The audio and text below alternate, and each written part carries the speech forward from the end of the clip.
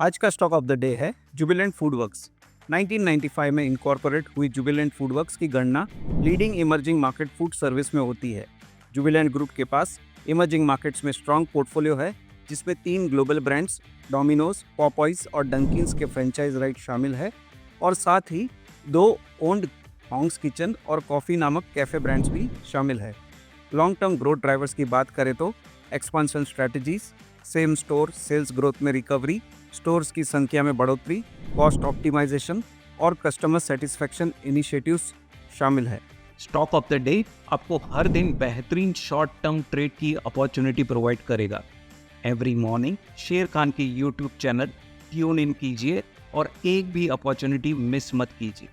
आपका दिन शुभ हो। धन्यवाद। Investment in securities market are subject to market risks. Read all the related documents carefully before investing.